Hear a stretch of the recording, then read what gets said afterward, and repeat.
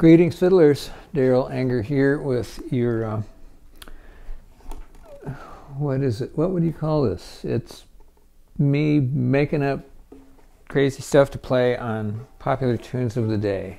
Maybe that's what it is. Anyway, so it's part of my fiddle school, Darol Anger Fiddle School at ArtistWorks program. It's a program. I'll probably do a whole series of lessons like this, but I'm going to just rear in here and do one right now because I'm thinking about it. It's called Big Sciota. You've probably heard of it. You may have heard it. You may have played it. I hope you have, because then this is all going to make sense to you a lot better than if I was just coming out of the blue with whatever it was, right? Because Big Sciota...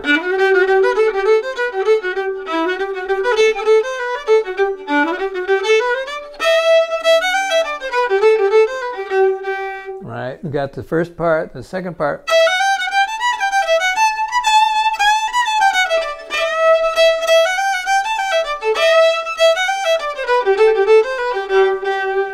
Of course that repeats, but that's pretty close to what the second part normally is. And of course this particular version of the tune was popularized by Sam Bush and Jerry Douglas and Russ Barenberg and Edgar Meyer on their wonderful record Skip, Hop, and Wobble. And, I know that they had figured out who was Skip and who was Hop, etc. at the time, but that might have changed because it's been almost 30 years since that record came out. It's hard to imagine. Anyway, so most people know this tune. It's very popular. It's a beautiful tune. It's just got a lovely shape, and the idea is like, how would we, play variations on this tune without losing the essence of the tune completely, right? Which means that most of these kind of tunes that get played a lot do have an actual idea. They're not just a bunch of notes. There's a shape. There's a somewhat of a melody, even though it's not like, like a song, like Goodnight Irene, right? Right, now there's a melody, right? Because you can sing it, but you can sing it, but it's not as satisfying as Goodnight Irene. But that's why we play it, right? So what is going on with that tune? We've got a little bit of, it's actually a little sequence, right? It could be, or it could be, and then that repeats, right? Same thing again, and that could change a little bit. Right? A little bit of a public domain variation there. And then we've got a nice move up, right? Up to a C chord. Right? This whole thing has been in sort of like in G. You could put a D in there, but you don't have to.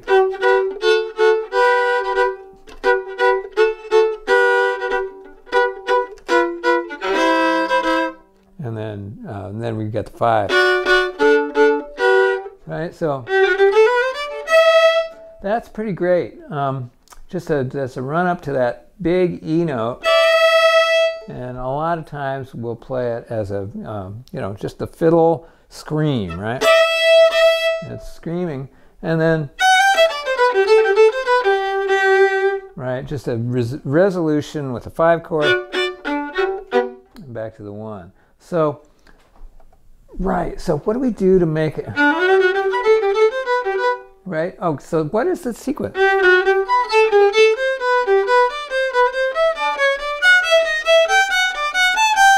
Right, that's the shape, right? We can make that,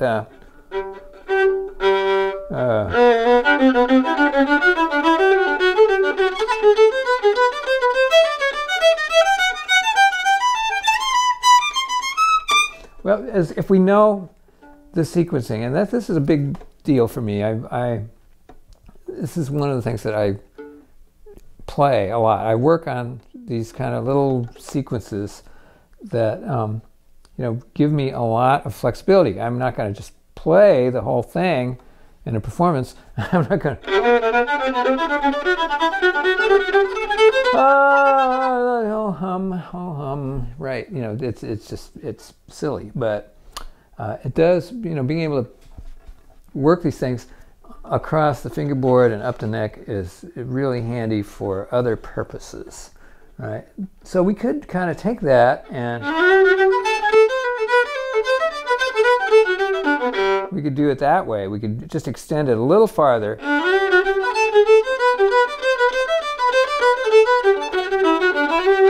Right?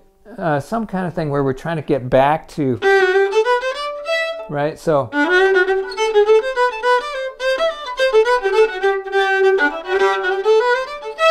right, there's one way to do it. What's another way?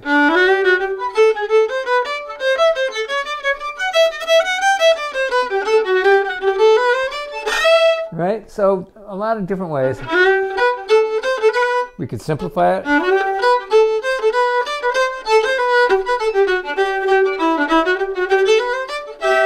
Right? We could do it that way, or let's see. Or we could start on a different note.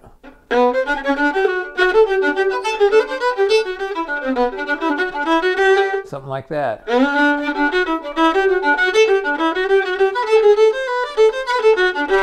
Right? Or let's see. Well, I did start on the B. I couldn't start on the low G because I don't have an F sharp down there. We could do that. That'd be pretty funny. And then we just put the rhythm in, and then it's fiddling. Back to fiddling. In the meantime,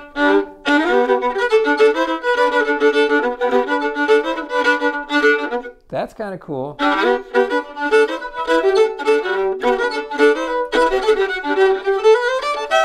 And then I always keep coming back. I don't know what we could do that would still kind of give that same impression. We could do that. Do our big leap into second position. Then what? We just stop? That might be cool. Sing. That's a little bit too much. There we go.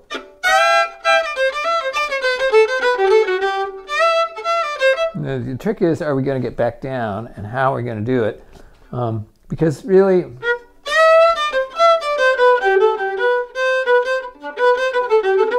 that's kind of a stretch. It's a little awkward, you know. It's kind of nice to be back in first position when we're going back to G. We could do it with our second and fourth finger, the world's most painful stretch.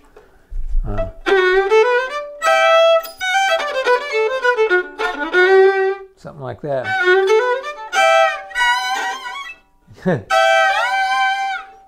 Yeah, right. I'd have to be feeling pretty good in order to get that one. That's kind of nice. Just drag it back down. Right? Open string. Straight across.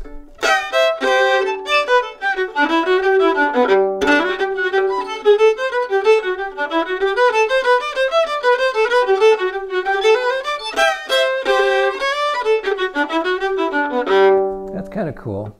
Okay, so what about the second part?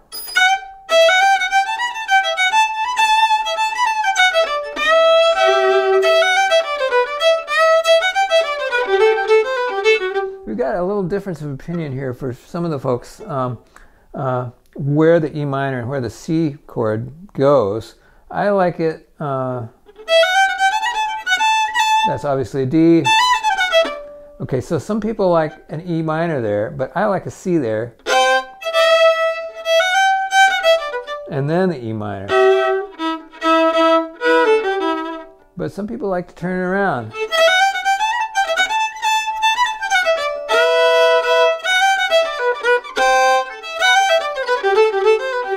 So whatever your preference is, make sure you alert the guitar player ahead of time. But don't tell anybody else in the band, so that it's just you against the rest of the band, you guys. But at least have some person, a confederate, so to speak, in the band. I am completely being terrible. I'm kidding, obviously. So, but okay. So what?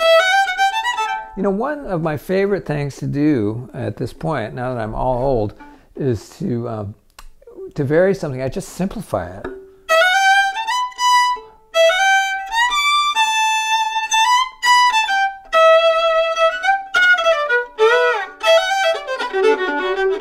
Right? So just...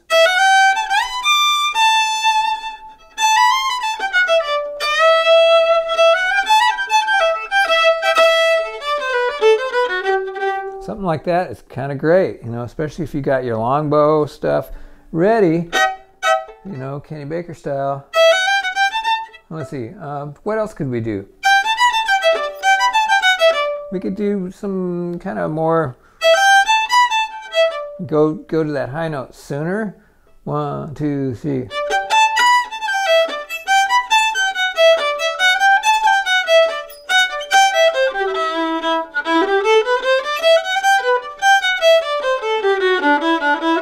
Right, so a lot of kind of arpeggiated scale stuff.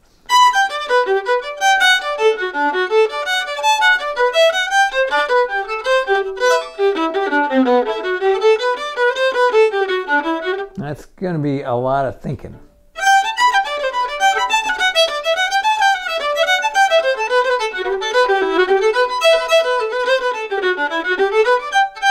You might have to prepare that.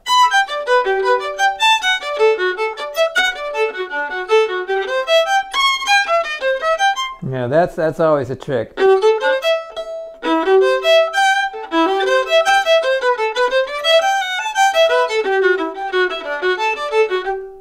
Let's see.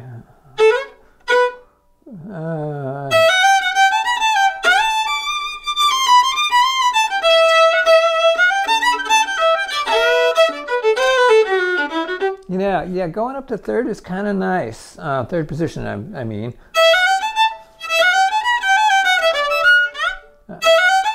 Oh, here's something. Right, go up to third position and bring that beautiful double stop.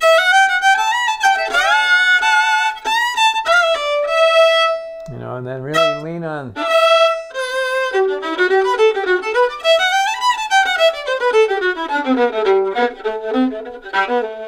And coming back down, if you can get all the way down to the bottom to go around again. It's just, that's where it's nice to really get into the rhythm.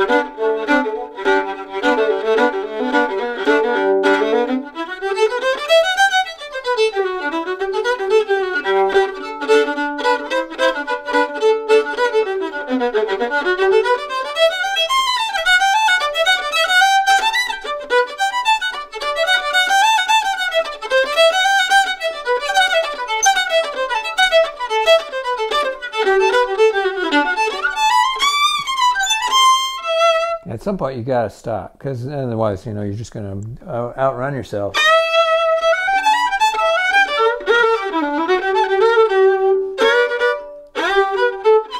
And then, of course, for those of us who are way into self-torture, we can play the whole darn thing in, for instance, third position.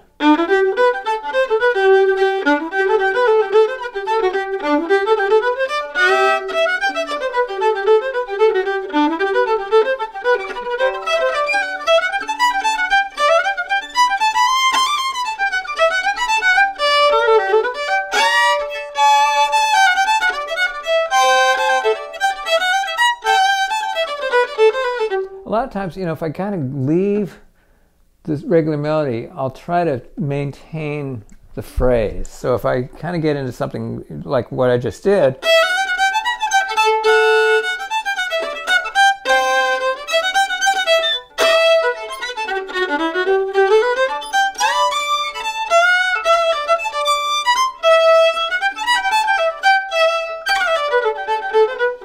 right? Just whatever it is, just try to repeat that so that at least whatever it is kind of has a shape. And even though I'm playing completely different notes, you can actually count on the rhythm being something that's kind of the same. So it sounds like a song rather than like somebody just going off their noodle, right? So there's a few ideas here. I'm just going to go ahead and throw this out.